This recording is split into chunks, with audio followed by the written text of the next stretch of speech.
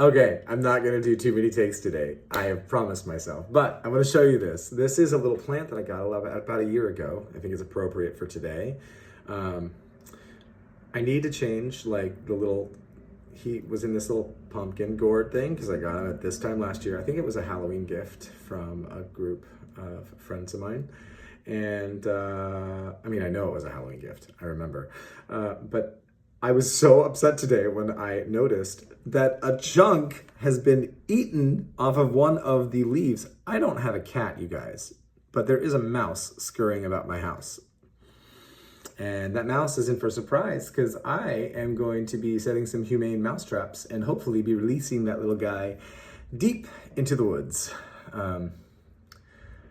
Yes, let me put this guy back over here. All right, yay. Welcome back to the Wisdom Labyrinth. Today, we continue our journey into Genesis, stepping further into the Garden of Eden. But instead of viewing Eden as a distant story, let's imagine it as if it was Earth itself. A sacred, living space that we are here to nurture and protect. So what if the garden was never lost? What if it's been here all along, waiting for us to remember our role as stewards? Something to reflect upon. Think of this. What are you cultivating in your own life? What would it mean for you to tend your garden, to care for your environment, your relationships, and your inner landscape? A call to stewardship. The concept of Eden invites us to see our world, our communities, and ourselves as sacred and interconnected. In this view, every act of care, whether for our natural environment or for one another, for ourselves, is a step back toward Eden. The earth is not something separate from us. It's a living expression of divinity, a gift that we are meant to honor. How can we act as caretakers of our own lives and of the world around us? Stewardship isn't limited to grand gestures like the ones that I'm doing in this video. I'm sorry, I use my hands.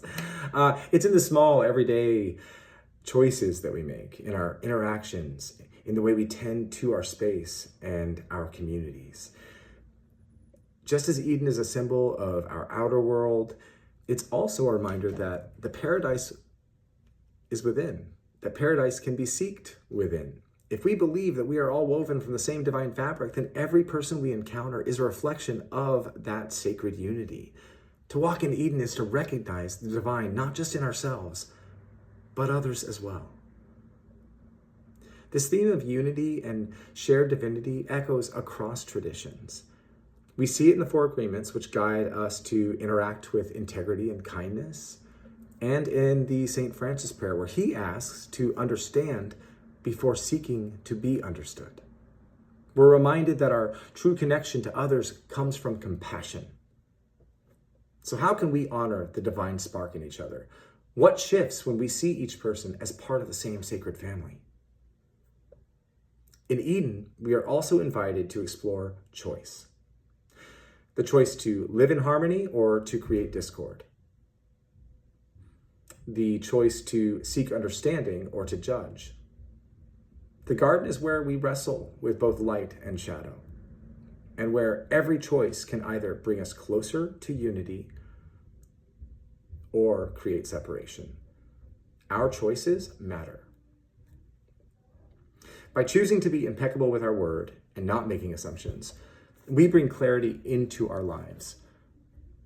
By not taking things personally, we free ourselves from unnecessary pain, choosing instead to remain rooted in love and understanding. So what choices are you facing today that can bring you closer to unity, to a sense of peace and belonging? So as we walk this path together, let's remember that Eden is both here in the world and within us. Our journey is a choice to see the divine in all things, to nurture the garden around us and within us. Each of us is a thread in this vast tapestry of light, woven together in love, in connection, and in a shared purpose. Thank you, thank you, thank you, Thank you for joining me today as we continue to explore what it means to live in Eden and beyond. A special thank you to all of the traditions and the wisdom that guides us, Genesis, the Four Agreements, the teachings of St. Francis, and all the voices that remind us that we are connected, that unity is always possible. Thank you, thank you, thank you. I love you. Goodbye. I don't know what that is. Hugs.